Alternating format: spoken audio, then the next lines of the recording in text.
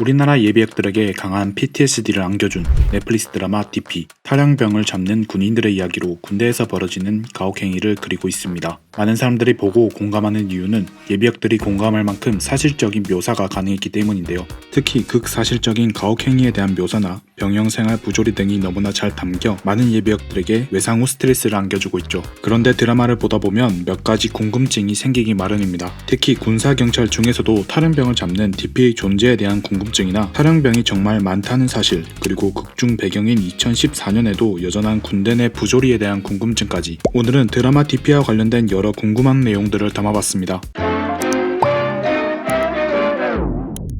드라마를 보다 보면 DP 보직을 수행하는 병사들 그리고 간부들조차도 DP의 정확한 뜻을 모른다고 묘사되고 있는데요. 이런 디테일을 살린 것에 대해 솔직히 놀랐습니다. 의문을 갖는 게 낯선 군대 문화가 잘 드러나 있었기 때문인데요. DP란 Desert Pursuit의 약자로 우리말로 번역하면 군무이탈 체포 전담조입니다. 대한민국 육군 헌병에 있는 특수 보직 중 하나로 드라마에 묘사된 것처럼 군 외부로 비정상적으로 이탈한 탈영병을 체포하는 것을 목적으로 합니다. 군대에는 정말 많은 보직들이 있고 각 부대의 특수성에 따라 조금씩 차이가 있기 때문에 이런 특수한 보직인 DP를 일반 사람들이 모르고 있었던 것은 지극히 정상이겠죠. 현재 전국에 분포한 육군 군사경찰 소속 DP병의 규모는 약 100여 명. 조장, 조원 등 2인 1조로 임무를 수행하며 작전의 특성상 일반 병사와는 다르게 머리를 기르거나 사복을 입은 채 외부에서 활동할 수 있습니다. 여기까지가 국방부에서 공개한 자료를 통해 찾을 수 있는 정보인데, 지금부터는 실제 DP로 근무했던 분들의 인터뷰 자료를 통해 수집된 정보입니다.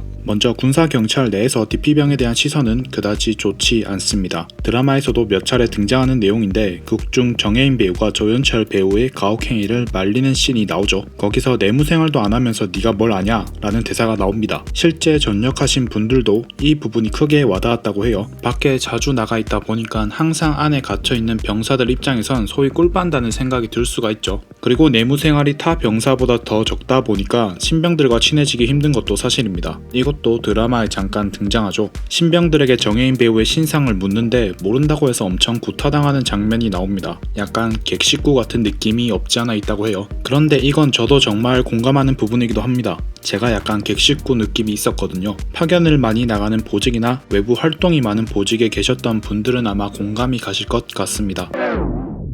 아무래도 특수한 보직이다 보니까 DP병은 어떤 방식으로 선발되는지 정말 궁금했는데요. 일단 현재 우리나라 국군에서는 특정한 기술이 필요한 경우엔 입대 전부터 따로 선발하고 있습니다. 그 외의 경우엔 일반 병사로 입대해서 드라마에 나오는 것처럼 거수를 해서 군사경찰 같은 보직을 선발하기도 하는데요. 실제로 군사경찰로 자대 배치를 받고 나서는 개인 면담을 통해 선발이 되는 경우가 많다고 합니다. 드라마 설정과 비슷하죠. 부대마다 선발 방식이 다양하겠지만 일반적으로는 그간의 행동이나 태도 등을 보고 선임이나 수사과 반장들이 면담을 하자고 하는 경우가 더러 있습니다. 면담에서는 평소 잘하는 운동이나 학창시절 특기 같은 걸 보고 선발 여부가 결정된다고 합니다. 그리고 드라마를 보다 보면 DP병들이 상대적으로 부유한 모습이 간접적으로 비춰지곤 하는데요. 실제로 DP병으로 활동하다 보면 활동비가 많이 소요가 되기 때문에 아무래도 사비가 많이 들어갈 수밖에 없다고 합니다. 그래서 집안이 부유한 병사가 상대적으로 많았다고 해요. 이건 보다 보니까 그럴 수밖에 없겠다라는 생각이 많이 들었습니다. 드라마의 주요 문제로 나오는 탈영, 실제로 탈영이 많다는 건 알고 있지만 속사정까지는 알긴 어려웠는데요. 먼저 국방부에 따르면 지난해 탈영 건수는 55건으로 2019년 대비 30% 낮아진 수치를 보이고 있습니다. 아무래도 일과 후 휴대전화 허용과 관련된 것 같죠. 그래도 이번 연도 55명이나 탈영을 했습니다. 드라마의 배경이 된 2014년도엔 좀 더 상황이 심각했겠죠. 지금 보시는 자료는 육군 등급별 관심병사 분류 기준인데요. 여기서 말하는 관심병사는 일반 병사와는 달리 더 주의가 필요한 병사들을 말합니다. 실제 부대에 배치가 되면 부대 지휘관들과의 면담을 통해 이 관심병사 여부가 결정이 됩니다. 가혹행위 가해 가능성이나 소외 가능성이 있는 병사들을 따로 구분해서 관리하겠다는 취지는 좋다고 볼 수 있지만, 중요한 건 실제 사고를 막을 수 있냐는 건데요.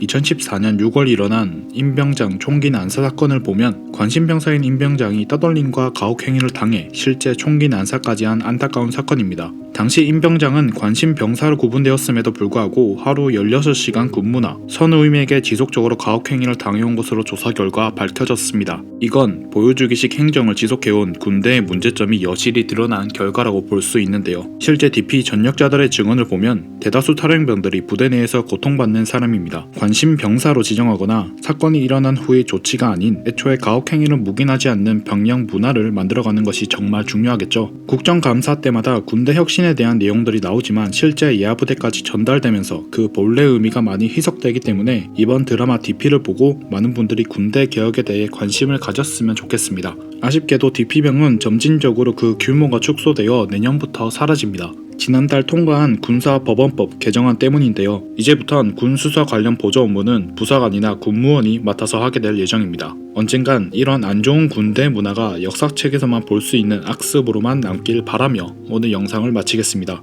영상이 도움되셨다면 좋아요와 구독을 눌러주세요. 그럼 시청해주셔서 감사합니다.